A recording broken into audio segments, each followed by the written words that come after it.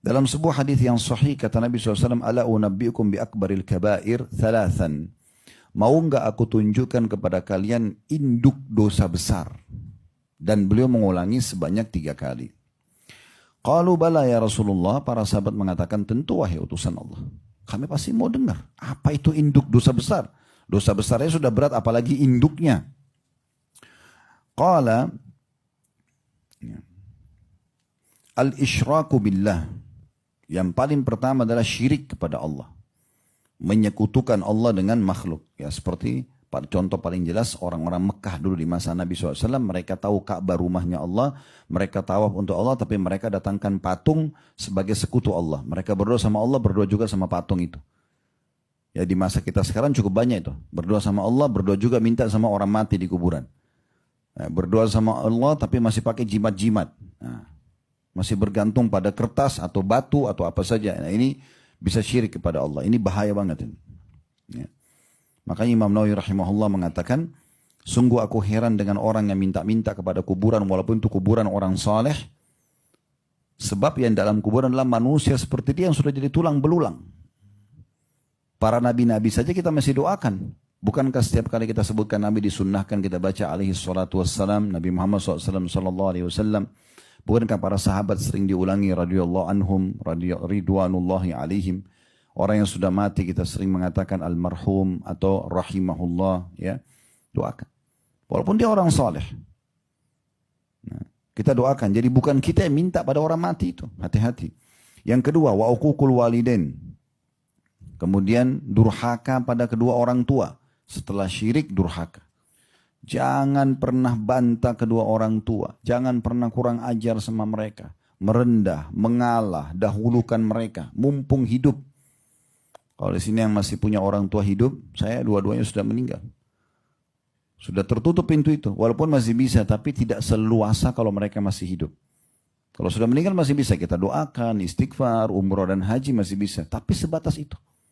Kalau masih hidup, bisa kita bawain makanan, bisa bawain minuman, bisa kita duduk hibur dengan buat mereka tersenyum, bisa kita pijat badannya, bisa kita berikan baju, sepatu, tas, apa saja, mobil, rumah, senangkan. Dan Allah mengatakan dalam surah Isra, wala taqul lahum uffin, jangan pernah ucapkan kalimat ibu ini, ayah ini. Wala tanharuma, jangan hardik mereka berdoa. Qul lahum qaulan karima, dan ucapkan kepada mereka perkataan yang santun.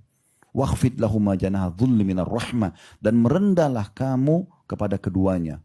Wa qur rabbirhamhuma kama rabbayani shaghira, dan ucapkanlah, ya Allah rahmatilah mereka, jagalah mereka, kasihani mereka sebagaimana mereka mengasihi aku di masa kecil.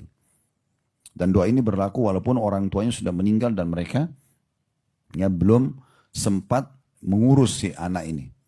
Karena cukup sperma ayah dan sel telur ibu pada saat bertemu dan ibu bersabar 9 bulan sudah cukup. Itu adalah harus kita bakti seumur hidup kita. Baru yang ketiga, ini yang jadi saksi bahasan kita. Wajalasa wa kana muttaki'an. Nah pada saat Nabi SAW sampaikan tentang syirik dan durhaka sama orang tua, beliau tadinya ya, duduk. Tadinya beliau muttaki. Muttaki itu meletakkan siku di tanah, kakinya ngelonjor. Mesti sedikit agak santai Nabi sampaikan. Tapi tiba-tiba beliau duduk. Mengubah posisi untuk menyampaikan dosa yang ketiga. Ya, ini berarti berat banget.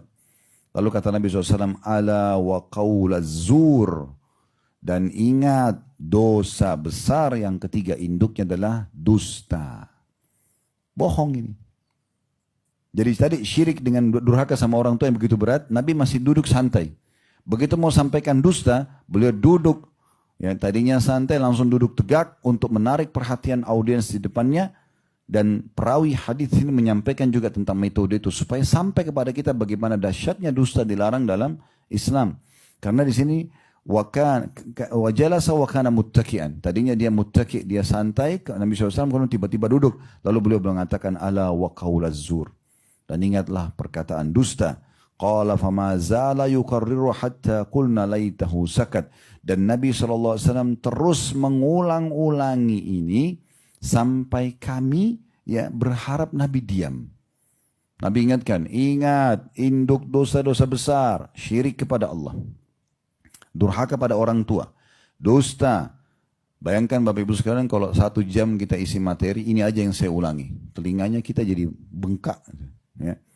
Bapak Ibu ingat, syirik, durhaka sama orang tua, dusta, terus saya ulangi.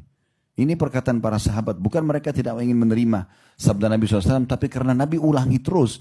Mereka mengatakan, seakan-akan udah kami sudah faham ya Rasulullah. Jadi mungkin bisa diam gitu ya, tapi mereka tidak bisa ucapin itu.